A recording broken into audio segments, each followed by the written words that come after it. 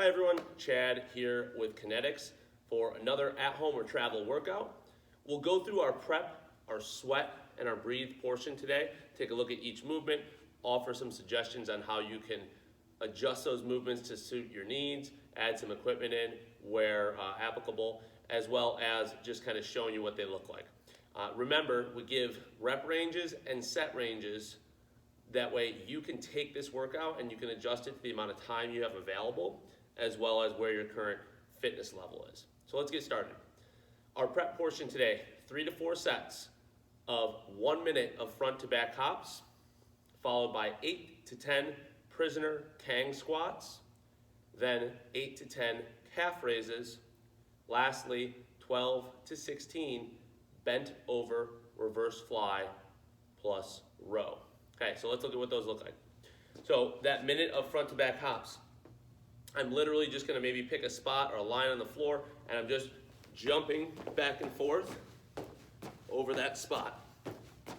Staying on the balls of my feet, okay, staying light on my feet and reactive off the floor. Just moving for a minute here, starting to loosen up, starting to get that blood flowing a little bit. Once we finish those, we have 8 to 10 prisoner Kang squats. So we'll get ourselves into that prisoner position, hands up behind the head. Remember, don't yank on the back of your head. Don't pull down on your neck here. If you're having trouble with that, try widening the hands out a little bit and just kind of touching the back of your head versus interlocking your fingers, okay? 8 to 10 reps, our Kang squat is just a combination of a good morning into a squat. Come back up and stand. So again, good morning, squat, good morning, stand. Okay, so we're combining those two movements. Once you finish 8 to 10 reps there, we're gonna move on to calf raises. If you have something, I have a DC block right here. If you have something that you can elevate your feet on, that'll increase range of motion. Wonderful. If you don't, just do them right on the floor. Either way, the focus should be elevating up onto the balls of your feet. Pause for a moment. Nice and smooth and controlled descent here. Okay, controlling that eccentric loading or the downward portion of the movement.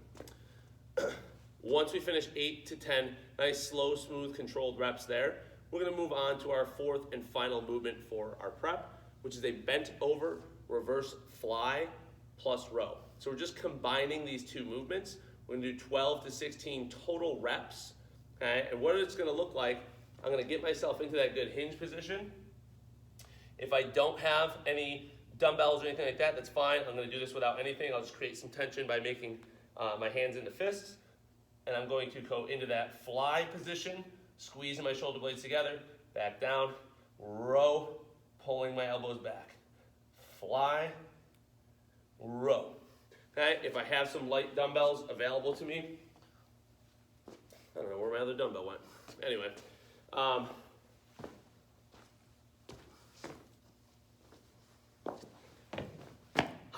right, try and have some fun here. Set of dumbbells, bent over, reverse fly, row, reverse fly, row.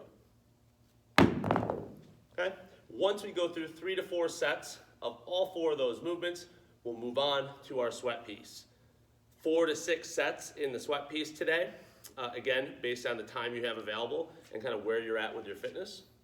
The first movement we have is an active foot squat for 12 to 16 reps, followed by a renegade row for 10 to 12 reps, then alternating reverse lunge for 12 to 16, then followed by a bent over reverse fly with a 5-second isometric hold, and that's 10 to 12 reps there. I did fail to mention the renegade row has an isometric hold at the top of each rep as well. And then lastly, 1 minute of a stationary skier. So let's look at what these movements are. Our active foot squat, again, we got 12 to 16 reps here. I'm gonna elevate the heels so they're slightly off the ground, maybe an inch or two. And my feet are gonna stay here throughout the squatting pattern. So I'm gonna squat down into what will probably be a little bit more depth for some of you than you're used to because you've removed some ankle dorsiflexion. All right, and then right back up, Smooth and controlled here. I'm not bouncing in the bottom, right? I'm owning the positions. 12 to 16 reps.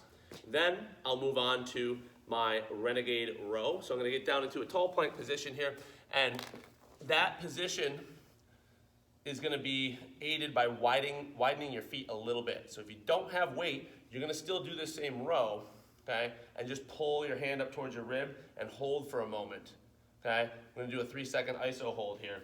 If you have some really light dumbbells, you can certainly use those. But as I get into my push-up position, my feet are out just slightly. And from here, I'm gonna pull my hand up. 1 1,000, 2 1,000, 3 1,000, back down, up. 1 1,000, 2 1,000, 3 1,000. So I'm holding that isometric. I'm thinking about pressing into the floor with my hand and actively pulling that elbow back. Okay, so this is an isometric hold in the lat of the arm that's pulling. Okay, 10 to 12 reps there, alternating. So it's 10 to 12 total reps. Once you finish that, we have 12 to 16 alternating reverse lunges. Again, these are total reps. So we're just stepping back into that reverse lunge position. Switch feet at the top, step back. I like to stand completely off the one leg before setting my other foot down. I encourage you guys to do the same.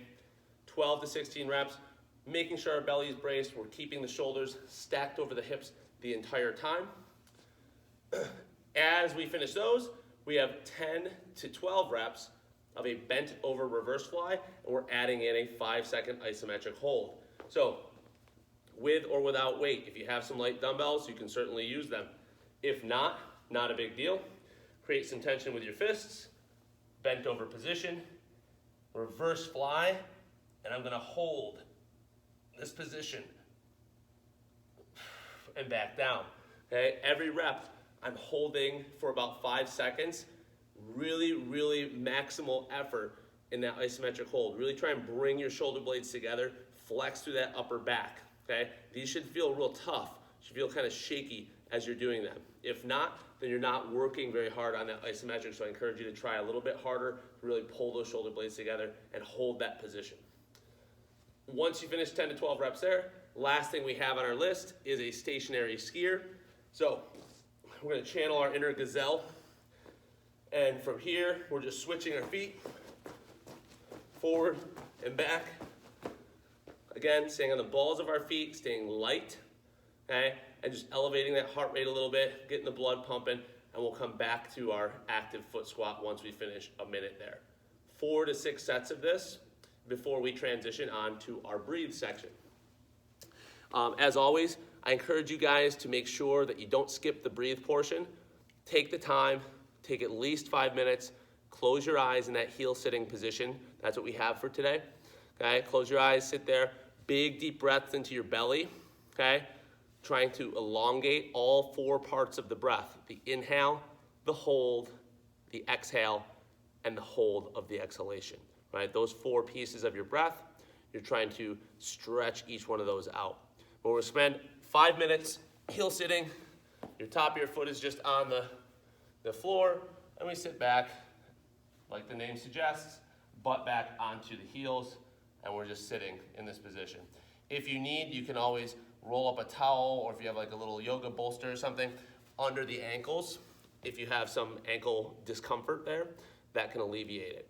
Okay, but spend at least 5 minutes there. If you can stretch it to 10 or 15 and integrate some meditation or mindfulness, we absolutely encourage you to do so. Enjoy your workout, and we'll see you next time.